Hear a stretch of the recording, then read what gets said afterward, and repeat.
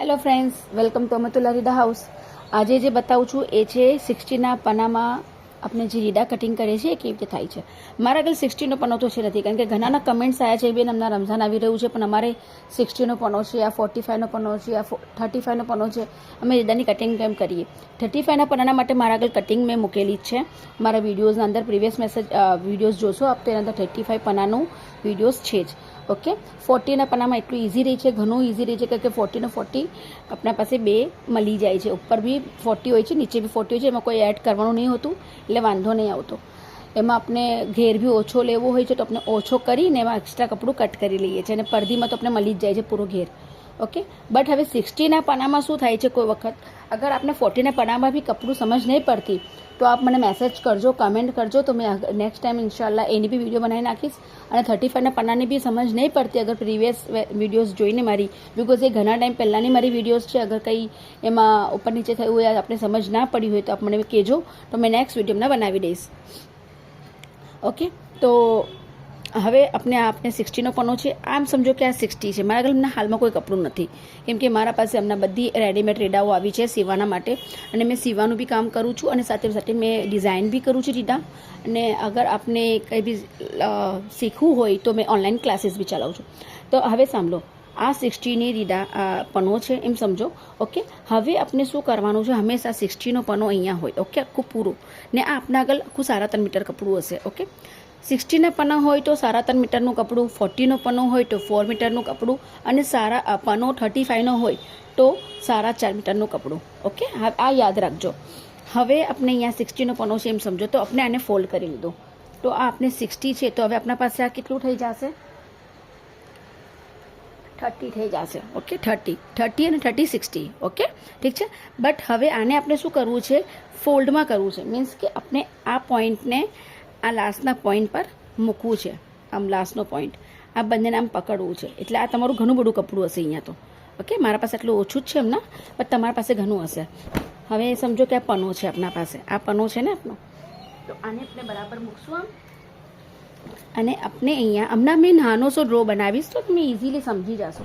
હવે ઘેર 34 લેવો છે, એટલે કેટલા થયા, 34નો ઘેર એટલે કે 17.5. ઓકે, એટલે આ 17.5 ડબલ ફોલ્ડમાં અહીંયા 60 હશે. અગર આમ કરશો તો 30 થઈ જશે, આખું આ 30 થઈ જશે. આપણે 30 60નો ઘેર નથી જોઈતો આપણે. ઓકે, આપણે જોઈએ છીએ 35નો ઘેર ઘાઘરામાં. તો આપણે એને શું કરશું, ખાલી થોડું ફોલ્ડ કરશું કે અહીંયા આપણું 17.5 આવે. આ હિસ્સામાં 17.5 ને તો 18 પકડીને ચાલીએ, 36 પકડીને ચાલીએ, તો આપણે અહીંયા 18 લેવું પડશે. ઓકે, હમણાં તો મારું અહીંયા 8 જ આવે છે એમ સમજો. તમે અહીંયા 18 પકડીએ, આપણે સેન્ટીમીટરથી યુઝ કરીએ તો આપણે અહીંયા 18 લઈએ. ઓકે, જો આ 18 છે. ઓકે, હવે આ જે કપડું બચશે એ આપણું એક્સ્ટ્રા છે, આમાં આપણો યોગ નીકળશે. ઓકે, તો આપણે અહીંયાથી ઘાઘરો કટ કરીએ છીએ. પહેલાં તો ફર્સ્ટ આપણે અહીંયાથી લઈશું ઘાઘરો.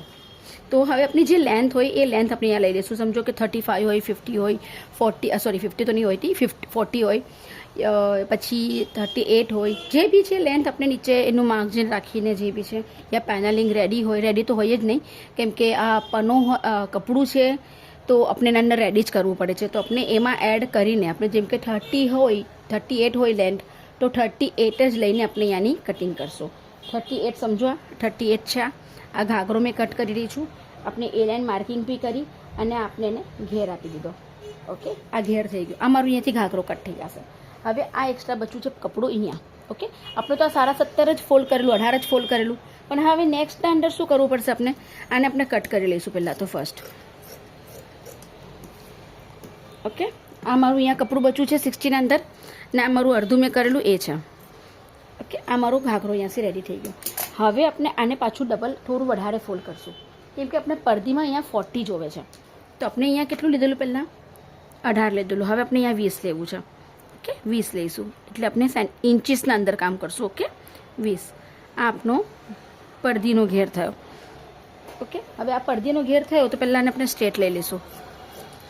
ઓકે, આ સ્ટ્રેટ થઈ ગયું. હવે એના અંદર આપણે પરદીનો ઘેર જે બી છે આપણું, જે 21 છે, 22 છે, જેના અંદર આપણે એડ કરવાનું હોય છે, નીચે 1 ઇંચ સિલાઈનો, 1/2 ઇંચ ઉપર સિલાઈનો, એવી રીતે આપણે એડ કરી લીધી. અહીંયા માર્કિંગ કરું 14, કેમ કે અહીંયા માર્કિંગ કરું 14 હમણાં 14 તો એક એક્ઝામ્પલ આપેલું છે, આપણે 25 છે, 24 છે, 23 છે, જે બી જેનું જે માપ હોય એ લેવું છે. આપણે આને સ્ટ્રેટ કરું, અહીંયા से આપણે જે 3.5નો કટ મારીએ છીએ એ, ને આને આપણે આમ જોઈન કરું. ઓકે, આ હવે આપણે પડદીનો હિસ્સો નીકળી ગયો નીચેનો. હવે આપણે આને કટ કરી નાખું.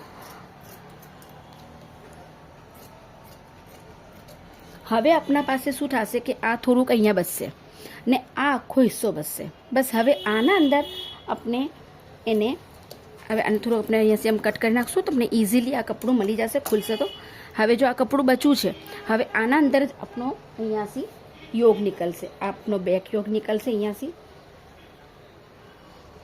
ને અહીંયાથી આપણો આ ફ્રન્ટ યોગ નીકળશે. ઓકે, આવી રીતે બેક અને ફ્રન્ટ અને અહીંયાથી આપણે મખનો. એટલે તમારા પાસે છે ને અહીંયાથી ઘણું બધું કપડું અહીંયાથી આગળ જશે. અહીંયા મારું નાનું છે વર્ક, મેં યોગ બી નાના બનાવ્યા છે, બટ તમારા પાસે આખું કપડું અહીંયા લંબુ ચોડું રહેશે. તમે બેક અને ફ્રન્ટ આરામથી બનાવી શકો છો. અહીંયા હજુ કપડું હશે જે પાછળના હિસ્સામાં બી હશે એક પીસ, તો એમાંથી તમે મખનો બનાવી શકો છો, ખીસું બનાવી શકો છો. એન્ડ સેકન્ડ થિંગ્સ કે તમારે જે ઉપરથી કપડું બચશે, જે આપણે આ ઉપરથી બચ્યું છે ને આ એક્સ્ટ્રા, આ બચ્યું છે કપડું તે એક્સ્ટ્રા હજુ નેફાના પાસેનું આપણું જો ઉપર બચેલું આપણે વી શેપ કટ કરીને બનાવ્યું કપડું બચેલું છે, તો એમાંથી હજુ બચશે તે અલગ. ઓકે, એટલે આ 60ના પનામાં ઘણું ઇઝી છે કામ કરવાનું. એટલે કોઈ તમે વિચાર કરો છો કે નહીં અમે કેમ એડજસ્ટ કરશું, કેમ કટિંગ કરશું, તો મારી આ વિડીયો જોઈ લો, તમને એકદમ ઇઝીલી તમારી આ કટિંગ સમજમાં આવી જશે. આ મારો ઘાઘરો છે, મેં થોડો ઘેર વધારે લીધો છે, અને આ મારી પડદી છે. મેં 60ના પનાની આ મારી વિડીયો તમને સમજમાં આવી જ ગઈ હશે. તો પ્લીઝ મારી ચેનલ પર લાઇક કરજો, શેર કરજો, સબસ્ક્રાઈબ કરજો અને મારી ચેનલને ઘણી આગળ વધાવજો. અને જે ફર્સ્ટ ટાઈમ મારી ચેનલ પર આવ્યા હોય એ પ્લીઝ સબસ્ક્રાઈબ કરજો, નોટિફિકેશન पे ઓન કરજો, જેથી મારી વિડીયો તમને જલ્દીથી મળી જાય. Bye bye.